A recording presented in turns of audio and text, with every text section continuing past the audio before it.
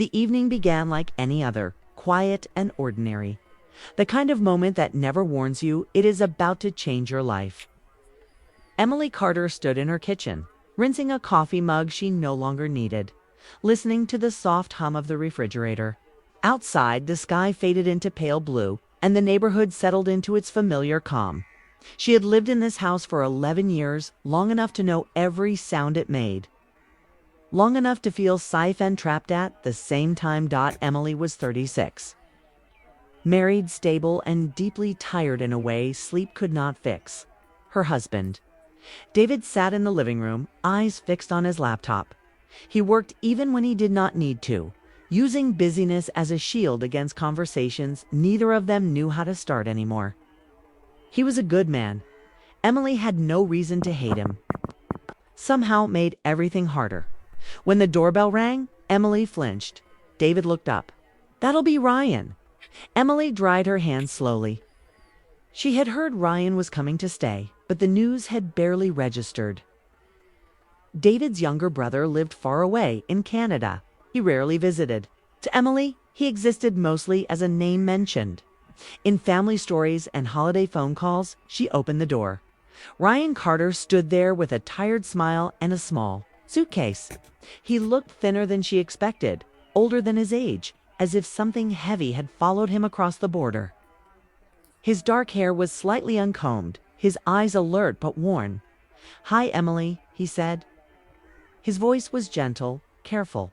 "Hi, Ryan." "Welcome," she replied, stepping aside. The moment was brief, polite, and harmless. Yet something about the way he looked at her, direct, curious, warm, made her pause. He did not glance past her into the house. He looked at her.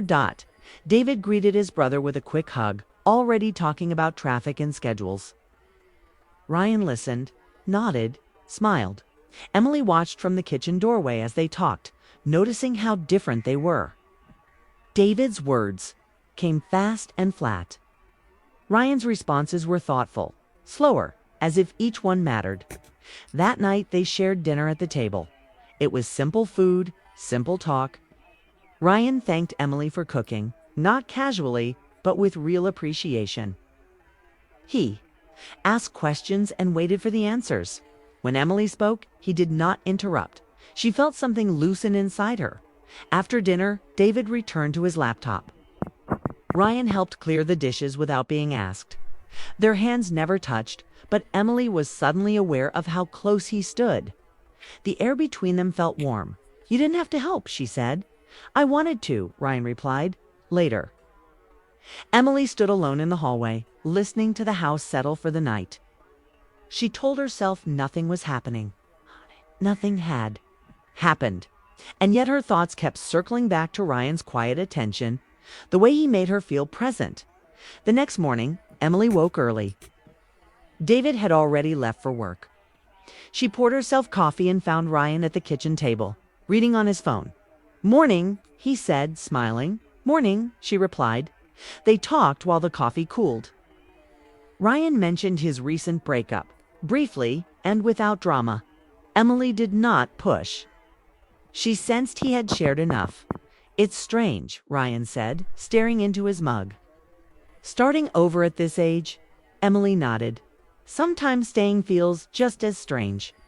The words surprised her as soon as they left. Her mouth. Ryan looked up, meeting her eyes, but said nothing. He did not ask. He did not judge. He simply understood. That understanding stayed with her all day. As the days passed, Ryan settled into the house. He took walks in the evening. He cooked once, carefully following a recipe. He laughed easily but quietly. Never too loud, never drawing attention to himself. Emily found herself adjusting her routine without noticing lingering in the kitchen longer. Choosing books she thought he might like. Listening for his footsteps.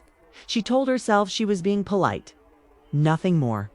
One afternoon, they sat on opposite ends of the couch, watching an old movie neither of them really followed. The room was dim, the curtains half drawn. David was still at work. Ryan spoke without looking at her. "You seem lonely." Emily's heart skipped. "I don't know what you mean." Ryan turned his head slightly. I don't mean alone. I mean unseen. The words landed softly but deeply.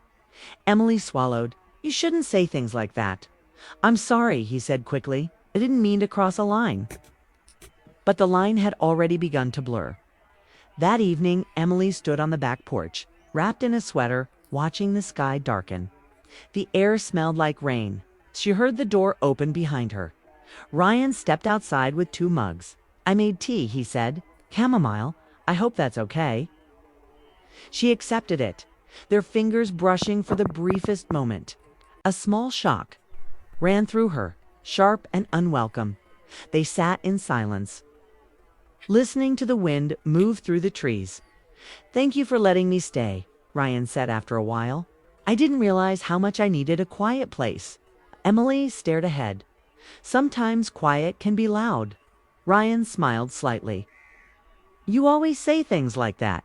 She turned to him. Like what? Honest things. The porch light cast soft shadows across his face. Emily noticed the tired lines near his eyes, the way his hands rested calmly in his lap. She felt an ache she could not name. It's late, she said suddenly. We should go inside. Ryan nodded. As she stood, her foot caught on the edge of the rug. She stumbled just slightly, and Ryan reached out to steady her. His hand closed around hers. The touch lasted only a second. Emily pulled away as if burned. Sorry, Ryan said quickly. It's fine, she replied, already moving toward the door. But her heart was racing that night. Emily lay awake beside David, who slept soundly, unaware. Her thoughts replayed that single moment over and over. It had meant nothing. It had meant everything. She felt guilty for even thinking about it, yet unable to stop.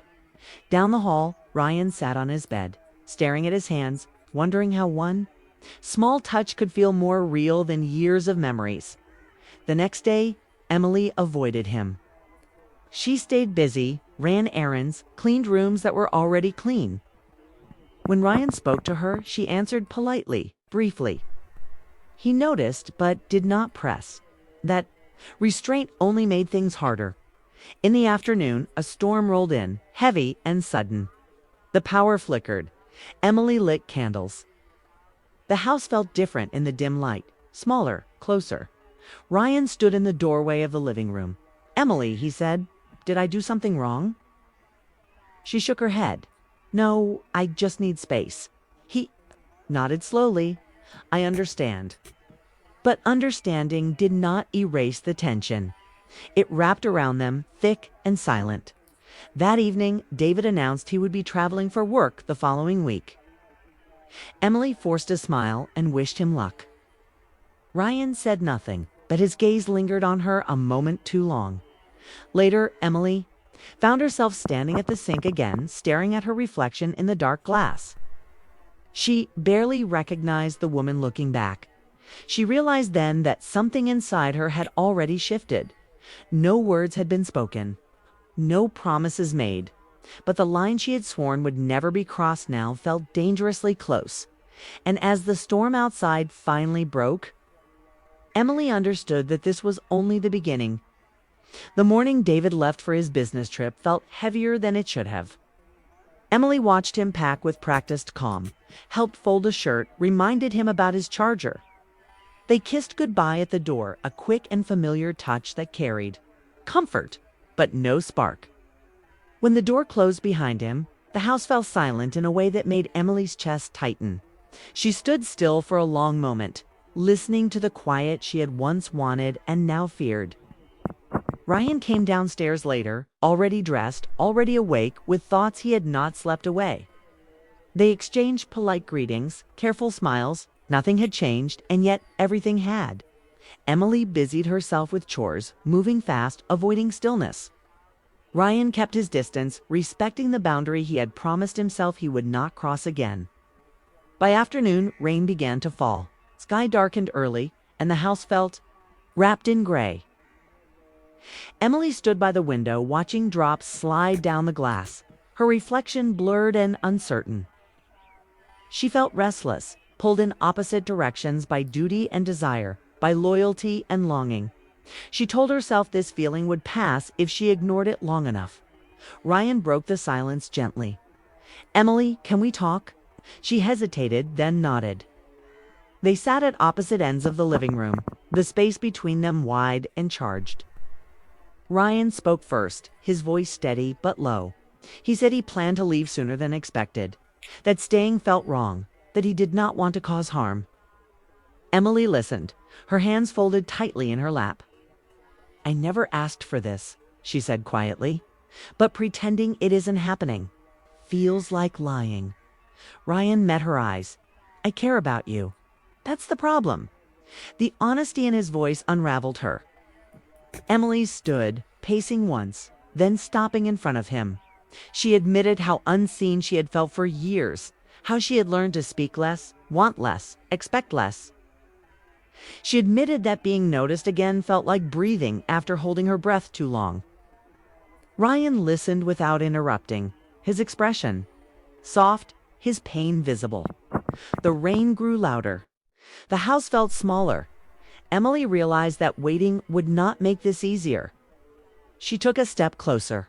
Ryan stood too, unsure, torn, but unable to look away. They were inches apart now, close enough to feel each other's warmth. "This isn't right," Ryan said again, more to himself than to her. "I know," Emily replied, "but it's real." For a moment, neither moved. Then Emily closed the space between them. The kiss was gentle, almost hesitant, a meeting of lips that carried more emotion than desire. It was slow and careful, as if both were afraid of breaking something fragile. When they pulled apart, Emily's eyes were wet, her breathing uneven. "That was my first real kiss," she said softly. "Not the first one of my life. One that felt honest." Ryan stepped back, shaken by the weight of her words.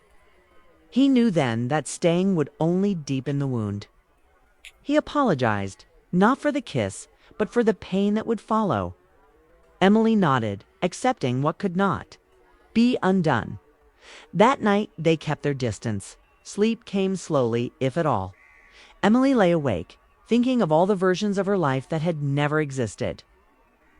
Ryan packed quietly in the early morning, folding clothes with care, as if slowing time might change his mind. At dawn, they met in the kitchen. No words were needed. They shared a long look, a silent goodbye filled with everything they could not say. Ryan left without drama, without promises. The door closed softly behind him, but the sound echoed through the house. Emily stood alone in the kitchen, the air still warm with his presence. Life would continue. Her marriage would remain. But something inside her had shifted forever. She had been seen. She had been touched by a truth she could never forget. Loves are not meant to be lived. Some exist only to remind us of who we are and what we deserve. And sometimes a single kiss can change the shape of a life, even if nothing else ever does.